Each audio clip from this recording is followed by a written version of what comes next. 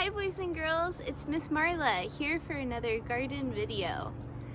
Today we're talking all about seeds. Seeds are amazing and I'm so excited to share some seeds from our garden with you. We'll talk about how seeds are so important and how to save seeds.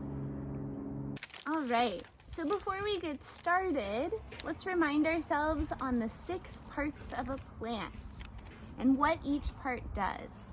So the roots down here at the bottom, the roots are below the soil. They are what keep the plant in place and also helps to collect the water and nutrients in the soil. All right, the roots trades it off to the stem. The stem grows up strong and straight, and it helps to transport those yummy nutrients and water from the soil.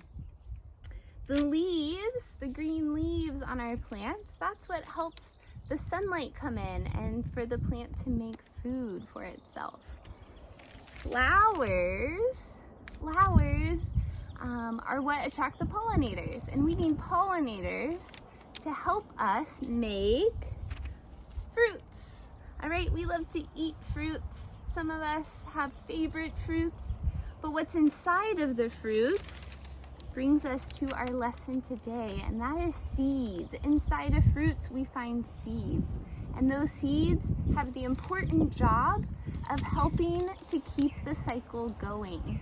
The seeds can go in the ground and regrow new plants. Check it out, boys and girls. Look at all of these seeds that we have saved from the Monroe School Garden.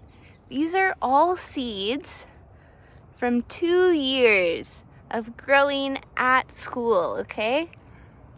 Check it out. Look at all these seeds that we can replant and grow more. Okay, let's take a look at our marigold seeds.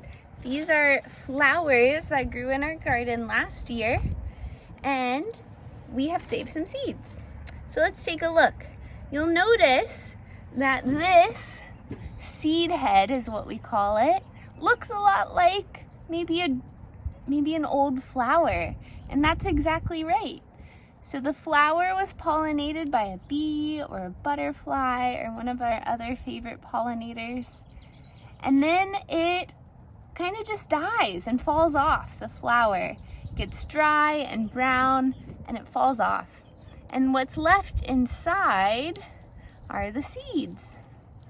So as a gardener, I kind of just watch the different stages of the plant's life take place. And once the flowers are pollinated and they kind of dry on the plant first, then I'll come along and just collect them. So some of the seeds that we've saved in our garden are actually for us to eat or cook with. I'm going to show you a couple of those examples now.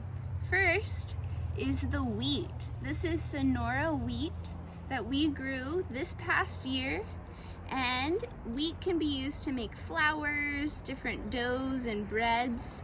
What they do, is pull out these kernels, or wheat berries. Berries is what they're called, wheat berries. And you can grind them up and make the flour and then use the flour to cook with.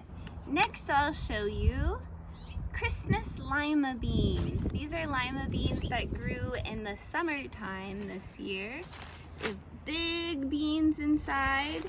These beans are good to eat fresh when they're still green, but you can also save them and let them dry. This is what they look like on the inside. Save them, let them dry, and then later, if you want to eat them, you just boil them, soak them, and then boil them in water and cook them that way. So they're a good fresh bean and a good dry bean. And some of them I've saved so we can plant again because they grew really well in our garden. I want to grow these beans again and again. Up next is glass gem popcorn. Like the name suggests, this is corn that's good for popping. It is so beautiful. This is probably one of my favorite things to grow. Each one of these kernels you kind of just pluck it off, and once the popcorn is really, really dry, you can actually pop it and eat it. Super delicious. Glass gem popcorn. As we wrap up, I just wanted to share with you some of the benefits of saving seeds. So why are we saving seeds? Why is it so important?